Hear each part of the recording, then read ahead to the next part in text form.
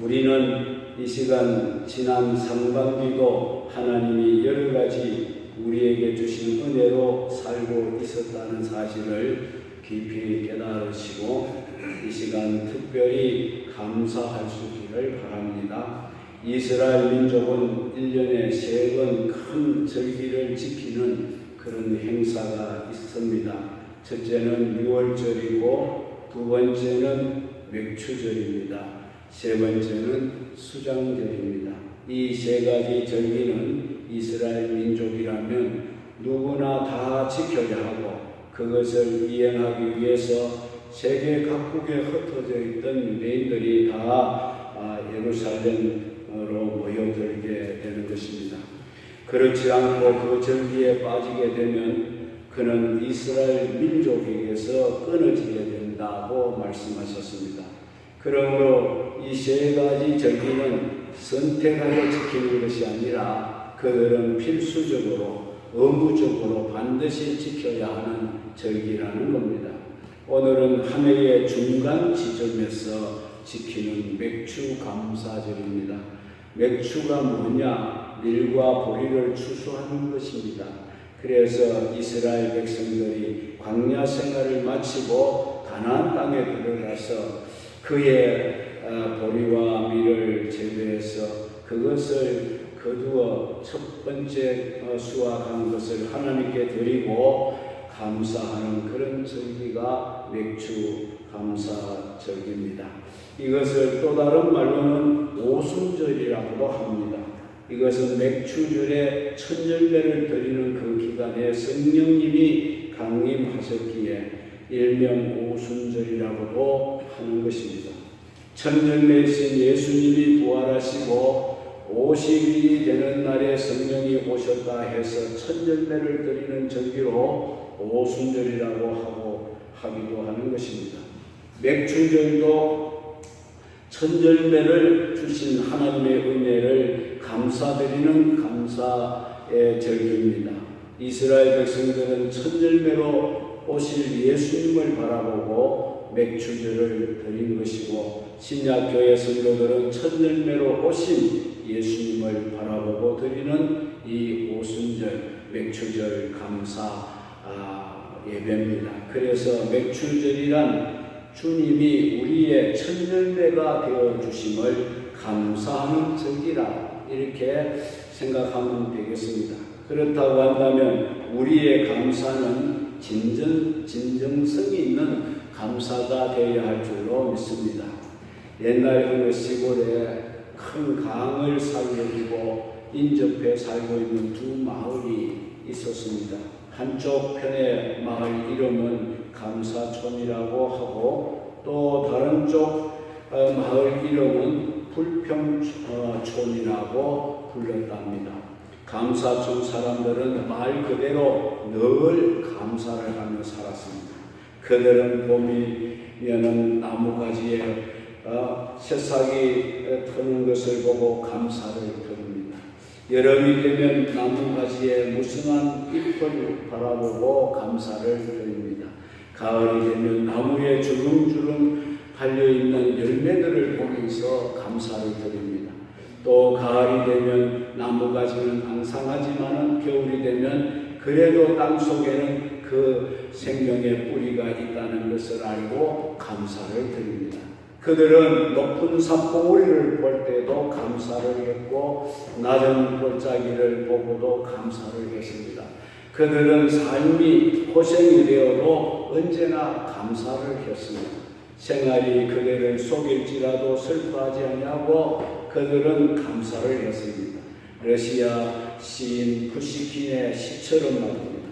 시련이 있으면 있을수록 그들의 감사 농도는 더 깊어졌습니다. 그러나 반대로 불평촌 사람들은 불평이 숨을 내쉴 때마다 탄산가스를 내뿜듯이 입만 열면 불평하고 불만을 터뜨리고 원망하고 탄식하고 등등 끊어질 줄 모르고 막 쏟아내는 불평을 했습니다. 물론 그들에게도 좋은 일이 생길 때도 있지 않겠습니까? 그러나 그들은 감사할 줄을 몰랐습니다. 다시금 나쁜 일이 생기면 어떡하나 지레 겁을 먹고 걱정부터 먼저 하는 그런 사람들이었습니다. 그러다 보니 그들의 얼굴에는 웃음꽃이 피지를 못합니다. 그러던 어느 날 불평촌에 사는 사람이 감사촌에 볼 일이 생겨서 나룻배를 타고 감사촌으로 건너갔습니다. 감사촌 사람들의 얼굴은 하나같이 밝았고 늘 싱글싱글 징글벙글 웃는 얼굴로 살고 있었습니다. 그래서 불평촌 사람은 그 모습을 보고 깊은 감명을 받습니다. 아, 세상에 이렇게 사는 것도 다 있구나. 그래서 그는 종일 감사촌 사람들을 따라다니면서 그들의 삶을 살펴보았습니다.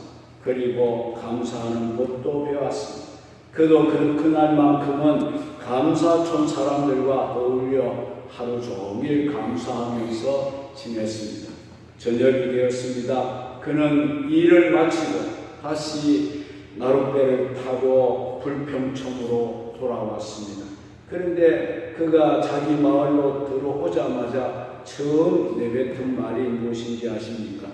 감사촌에 가서 얻어먹은 것도 없이 실컷 감사만 하고 왔네라고 하더라는 것입니다. 이렇게 불평촌에 사는 사람은 아무리 노력하고 애를 써도 감사가 되지를 않는다는 겁니다. 감사촌에 사는 사람만이 감사가 가능하다, 그런 것입니다. 불평촌에 사는 사람이 어떻게 하면 감사를 할 수 있겠습니까? 방법은 딱 한 가지밖에 없습니다. 감사촌으로 이사를 가면 되는 것입니다. 물론 그들이 이사를 온다면 감사촌 사람들은 그들을 다 환영해 주겠죠. 하지만 감사촌으로 이사를 하기 위해서는 딱 한 가지 조건이 있답니다. 기존에 자기에게 있던 모든 것을 그 자리에 두고 완전히 빈손으로 감사촌으로 들어와야 한다는 겁니다. 그리고 감사촌에 와서 첫째에게 무에서 모든 것을 시작해야 합니다. 왜 그렇게 해야 합니까? 내가 아무것도 없는 상태에서 시작했다는 것을 이제 깊이 깨닫는 사람만이 진정한 감사를 회복할 수 있기 때문이라는 것입니다. 내가 아무것도 없는 상태에서 시작을 했다는 것을 깨달아 보세요. 그러면 오단벌이 감사하고 밥 한 끼가 감사하고 모든 것이 다 감사하지 않을 수 없는 것입니다. 왜 우리에게 불평이 생기고 원망이 생깁니까? 내게 지금 마땅히 있어야 할 것이 없다고 생각하기 때문에 불평하고 원망하는 것입니다. 마음을 다 비워야 합니다. 심령이 가난해진 사람만이 진정한 감사를 회복할 수 있다, 그런 말입니다. 오늘 우리는 본문 속에서 진정한 감사의 모습을 찾아볼 수 있습니다. 겉으로 보기에는 전혀 감사할 조건이 없습니다. 그럼에도 불구하고 하박국 선지자는 감격한 가운데 하나님께 감사와 찬미와 기도를 드리고 있습니다. 그것도 골방에 들어가서 중얼거리듯이 아무도 보지 않는 곳에서 독백으로 드린 감사가 아닙니다. 19절의 끝부분에 보면 그는 수금에 맞추어 감격한 가운데 이 노래를 불렀다고 했습니다. 악단장의 지위를 바라가면서 마음 백성들이 보는 가운데서 큰 목소리로 이 감사의 노래를 불렀다는 것입니다. 옛날 하박국 선지자에게 있었던 이 감격, 이 감사가 뜻깊은 맥주 감사주의를 맞이하는 오늘 우리 모두에게 있게 되기를 주의 이름으로 축원합니다. 그러면 하박국의 진정한 감사를 우리가 이제 살펴보겠습니다. 첫째는 하박국 선지자가 과연 어떠한 때에 어떤 상황에 처했을 때에 하나님께 감사의 찬미를 드리고 있는가 하는 것입니다. 16절에 보면 내가 들었으므로 내 창자가 흘렀고 그 목소리로 말미암아 내 입술이 떨렸도다. 무리가 우리를 치러 올라오는 환난 날을 내가 기다림으로 섞이는 것이 내 뼈에 들어왔으며 내 몸은 내 처소에서 떨리고 있다라고 했습니다. 이 말은 하박국 선지자가 하나님께 감사의 찬미를 드리고 있을 때는 결코 평안한 때가 아니었다는 그런 말입니다. 그는 지금 환난을 기다리고 있는 중이라는 겁니다. 바벨론이 유다를 침공하러 올라오리라는 것을 이 하박국 선지자에게 하나님이 말씀해 주셨습니다. 범죄한 유다를 하나님이 치시기 위해서 바벨론을 들어서 몽둥이로 쓰시겠다고 하시는 하나님의 말씀을 하박국 선지자는 들었기 때문입니다. 바벨론 사람들은 무섭고 잔인했습니다. 그들이 타고 다니는 말은 표범보다 빨랐고 이리보다 더 사나웠다고 했습니다. 하늘을 나는 독수리가 땅에 있는 먹이를 발견하고 손살같이 그것을 움켜쥐기 위해 내려오는 것처럼 바벨론의 기병이 유다를 침략해 올 거라는 사실을 그는 하나님으로부터 말씀을 듣고 알고 있었습니다.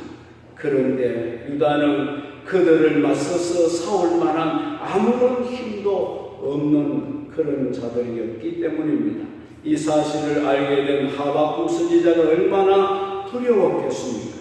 입술이 떨리고 창자가 뒤틀리는 두려움이 그에게 엄습했습니다. 온몸이 뼈마디가 썩어내리는 듯한 아픔과 두려움이 그를 엄습하고 있었습니다. 우리는 이 말씀 속에서 하박국 선지자가 얼마나 나라를 사랑하는 애국 선지자였는가를 알 수 있습니다. 나라 꼴이 어떻게 되어 가든지 나 한 사람 편하면 된다는 생각을 가진 사람은 나라의 위기가 찾아와도 아무 관심이 없습니다. 기도도 하지 않습니다. 그러나 나라를 진정으로 생각하는 사람은 나라의 위기가 찾아올 때에 하박국 선지자와 같이 두렵고 떨며 하나님을 찾고 그에게 기도하게 될 줄로 믿습니다. 중요한 것은 하박국이 환난을 눈앞에 두고도 하나님께 감사와 찬미를 드렸다는 사실입니다. 그는 자기의 걱정, 근심, 두려움을 거룩하게 승화를 시키게 된 겁니다. 그 가운데서도 하나님의 섭리를 발견하고 감사하며 찬미를 드리게 되었다는 것입니다. 메투헬이라는 유명한 목사님이 계십니다. 그분은 주석도 썼습니다. 그분의 감사도 하박국 선지자 감사와 같았습니다. 그는 자기 집 앞에서 강도를 만났습니다. 온몸에 칼을 맞고 간신히 목숨만 건져서 자기 집까지 기어 들어오다시피 해서 집 안으로 들어와 가족들을 만났습니다. 가족들은 만신창이가 되어 돌아온 이 메투엘리 목사님을 보고 다 놀라고 당황했습니다. 그는 가족들을 안심을 시키고 자신의 방으로 들어가서 오늘 내가 강도를 만나고 하나님께 깨달은 5가지를 들어서 감사를 했습니다. 첫째는 비록 저에게 있던 것은 강도에게 다 빼앗겼지만은 귀한 생명 지켜주셔서 사랑하는 가족을 만나게 해주신 거 하나님 감사합니다 라고 감사 기도를 드렸습니다. 두 번째는 제가 이제까지 한 번도 강도를 당하지 아니하고 살아왔다는 것에 감사를 드렸습니다.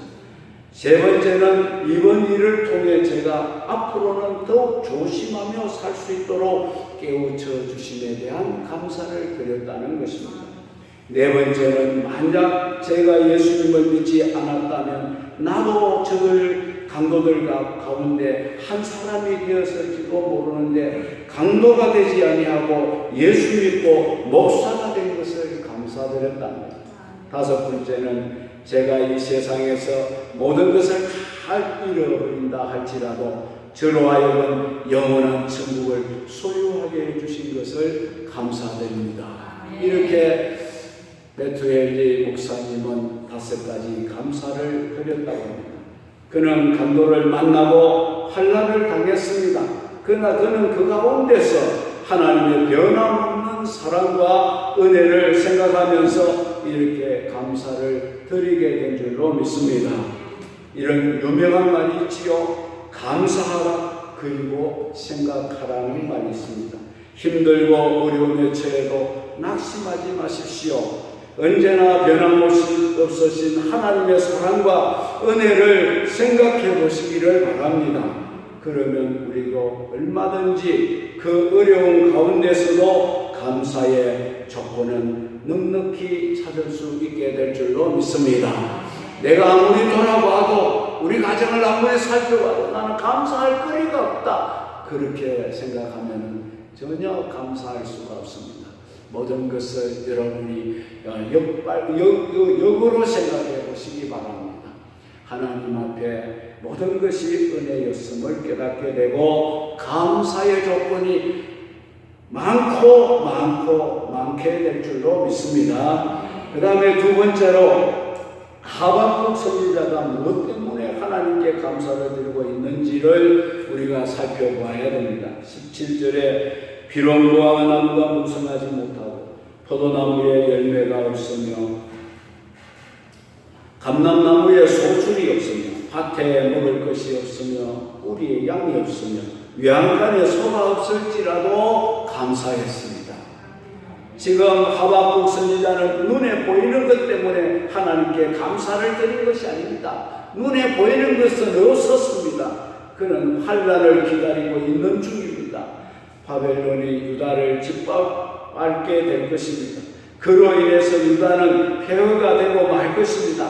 그러나 그 땅에 그렇기 때문에 그 땅에 무슨 무화과가 있겠으며 포도가 있겠으며 감람나무가 있겠으며 밭에 식물이 있겠으며 외양간에 소가 있겠습니까? 남아나는 것이 아무것도 없습니다. 전쟁이 나면 현실은 비참할 수밖에 없습니다. 우리는 여기서 위대한 접속사 하나를 발견하게 됩니다. 17절에 보면은 없을지라도라는 접속사입니다. 모든 상황을 역전시켜 놓는 위대한 단어가 이 없을지라도라는 말씀이 아닌가 싶습니다. 결국 선지자가 비참한 현실 속에서도 낙심하지 않고 하나님께 감사의 찬송을 드리게 된 이유가 무엇입니까? 18절에 나는 여호와로 말미암아 즐거워하며 나의 구원의 하나님으로 말미암아 기뻐하리로다고 했습니다. 하나님이 그와 함께 하셨기 때문이라는 말입니다. 그는 하나님 때문에 즐거워한다고 했습니다. 하나님 때문에 감사한다고 했습니다. 그렇습니다. 높은 산이 그친 들이 초막이나 궁궐이나 그것이 무슨 상관이냐라는 겁니다. 내 주 예수 보신 곳은 그 어디나 하늘나라인 줄 믿으시기 바랍니다. 노벨 문학상을 수상한 펄벅의 대표작인 대지라는 작품이 있습니다.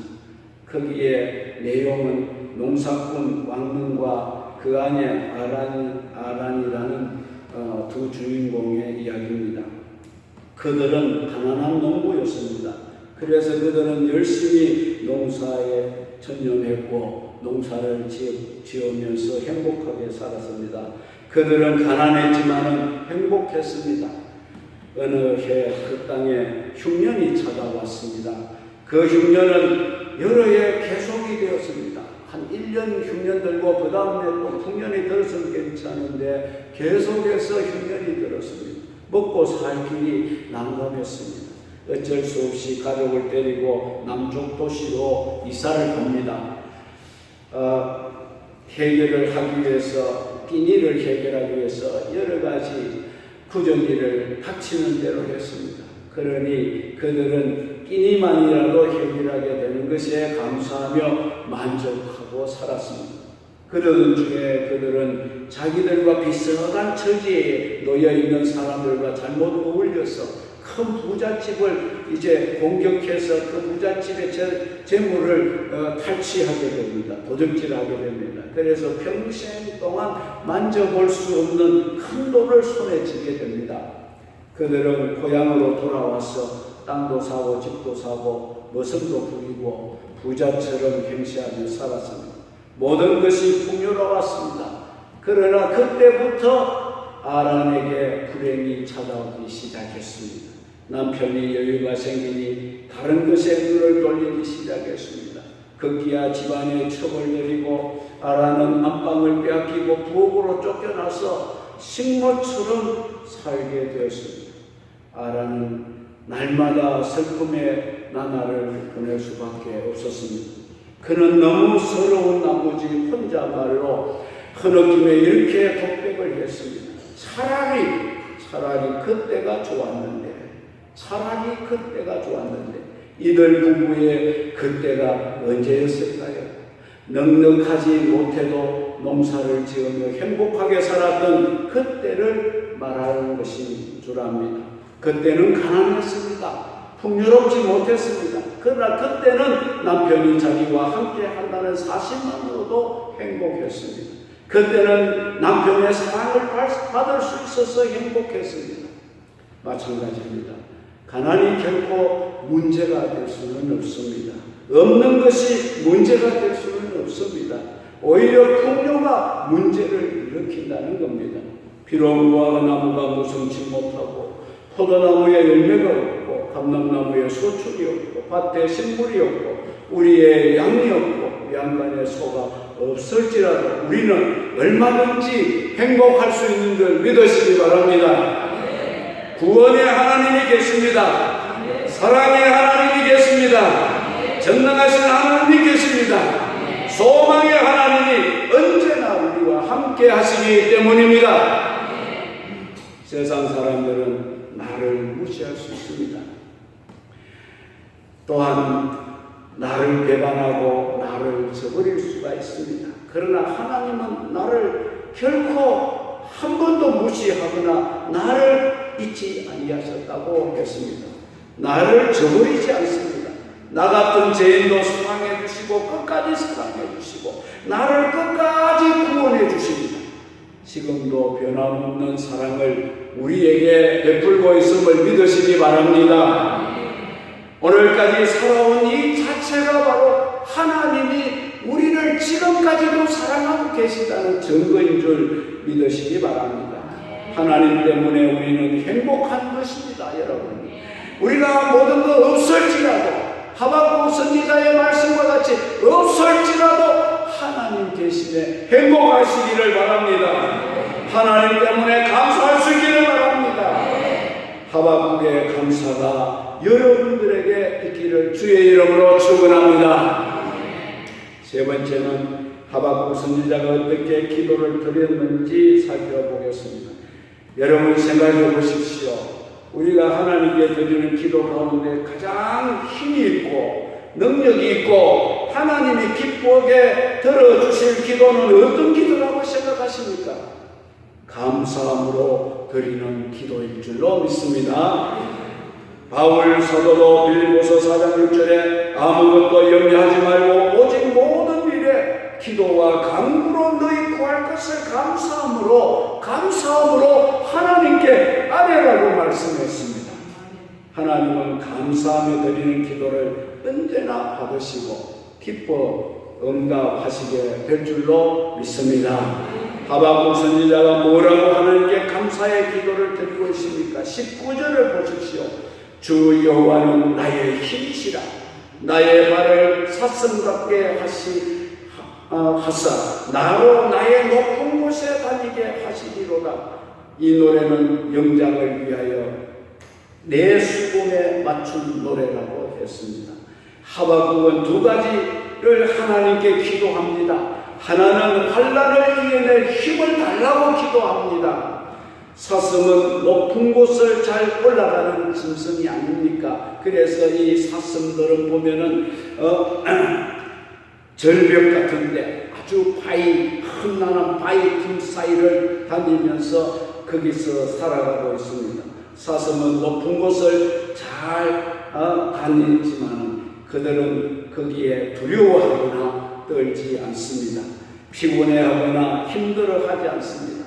마찬가지로 하박국 선지자는 이제 곧 큰 환난을 당한다 할지라도 두려움에 떨지 않고 그것을 잘 이겨낼 수 있게 해달라고 그 힘을 달라고 하나님 앞에 기도한 줄로 믿습니다.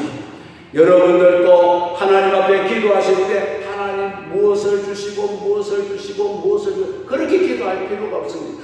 하나님, 지금 내 이 어려움을 겪고 있는, 이 환난을 겪고 있는, 이 고통을 겪고 있는 이 모든 문제를 이길 수 있는 힘을 주시기를 바랍니다. 능력을 주시기를 바랍니다. 그렇게 기도하시기를 바랍니다. 성지 이스라엘에 가면은 사람들이 산꼭대기에다가 마을을 많이 만들어 놓고 거기에 기도하는 것을 여러분 볼 수 있을 겁니다. 그래서 산 위의 동네라 주님도 말씀하지 않았습니까? 곧 바벨론으로 인해서 산 위의 동네들이 짓밟힘을 당하게 될 것입니다. 그러나 사슴이 높은 곳을 자유롭게 밟고 다니는 것처럼 산 위의 동네들이 다시 회복이 되어서 그곳을 자유롭게 다닐 수 있게 해달라고 이 하박국 선지자가 지금 기도하고 있는 줄로 믿습니다. 사랑하는 성도 여러분, 힘든 일을 당하신 분이 계십니까? 환난 가운데 처한 분이 계십니까? 사망의 음침한 골짜기를 지나고 계십니까? 그럴수록 우리도 더 감사함으로 이와 같은 기도를 드릴 수 있기를 주의 이름으로 축복합니다. 주 여호와는 나의 힘이시라. 나의 발을 사슴 같게 하사 나로 나의 높은 곳에 다니게 하시리라고 하는 이 기도가 여러분들에게 있기를 바랍니다. 우리가 언제나 저 밑바닥에서 헤매고 있을 사람들이 아닙니다. 하나님이 우리 기도를 들으시고 우리를 높은 곳으로 올라서게 해 주실 줄로 믿습니다. 이 사실을 믿으시고 하나님 앞에 기도하시기를 바랍니다. 이 노래는 영장을 위하여 내 수금에 맞춘 거라고 했습니다. 하나님은 우리 힘이십니다. 우리 능력이십니다. 하나님은 감사하는 자에게 능력을 주십니다. 그리고 감사하는 자에게 어려움을 회복시키고 높은 곳에 이룰 수 있게 해 주실 줄로 믿습니다. 우리는 오늘 뜻깊은 감사주일을 맞이했습니다. 하박국 선지자는 환난 속에서도 큰 감격 가운데 하나님께 감사와 찬미의 기도를 드렸습니다. 그런데 반하여 우리는 지금 얼마나 풍요롭게 살고 있습니까? 어렵다 해도 우리 대한민국은 복받았다고 생각합니다. 얼마나 잘 사는지 모릅니다. 여러분, 이제 휴가철이 되니까 해외에 이제 나갈 수 있는 비행기 티켓이 없어요. 여러분, 얼마만큼 잘 삽니까? 저희 어릴 때만 해도 외국 간다 하면 눈이 동그래졌어요. 그거 어떻게 가나? 비행기 타면 얼마나 신기할까? 요즘 그런 게 없습니다. 그냥 내 집 떠나들듯이, 이웃집 떠나들듯이 해외여행을 하고. 여러분, 지금 어렵다고 하는데 백화점에 그 명품관에는 사람이 몇 터진답니다. 안 믿으십니까? 그만큼 우리 잘 살고 있어요. 우리 진짜 못 산다. 못 사는 집이 없습니다. 잘 먹고 잘 살잖아요. 그걸 못 씁니까? 지금 우리 잘 살고 있는 거예요. 잘 살고 있다고 인정하시기 바랍니다. 다른 사람 비교해서 그 비교 의식 가지고 저 사람은 저렇게 잘 사는데 저 사람은 저렇게 잘 되는데 왜 나는 이런가?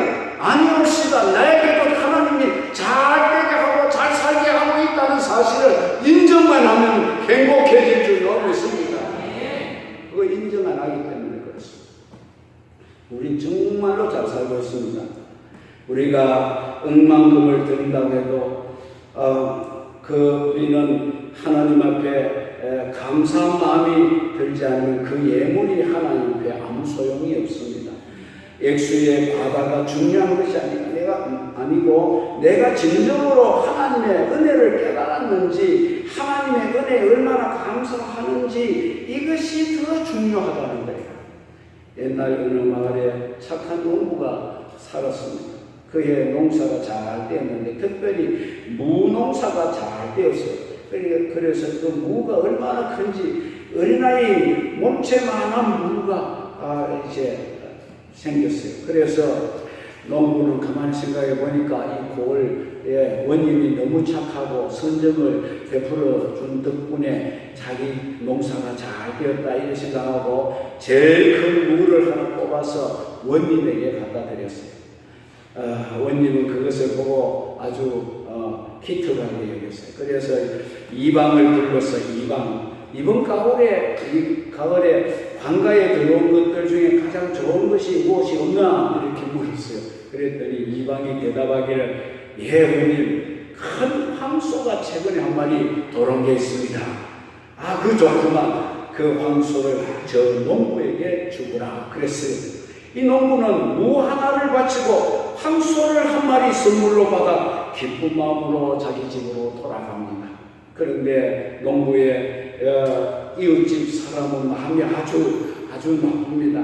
그 소식을 들으니 속이 아파 못 견디겠습니다.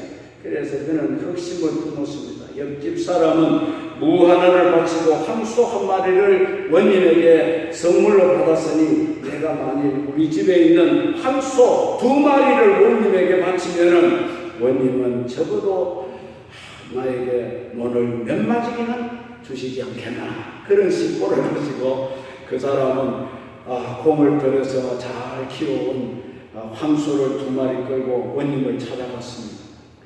그리고 원님에게 이렇게 말했습니다. 원님 덕분에 황소가 이렇게 잘 자랐습니다. 그래서 이것을 원님에게 드리려고 끌고 왔습니다.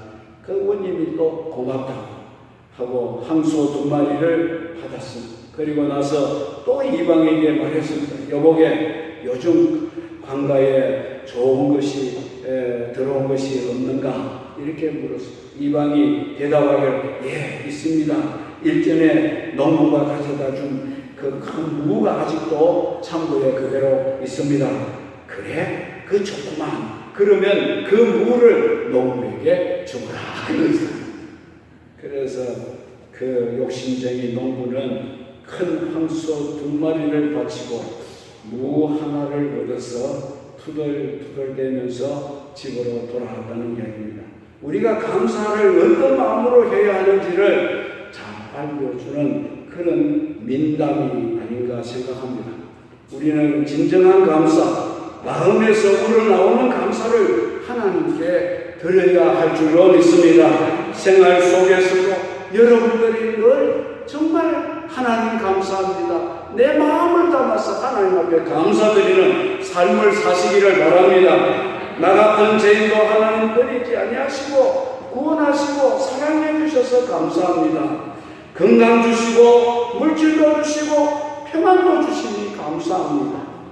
금년 상반기도 무사히 잘 지내올 수 있게 해주시니 감사합니다.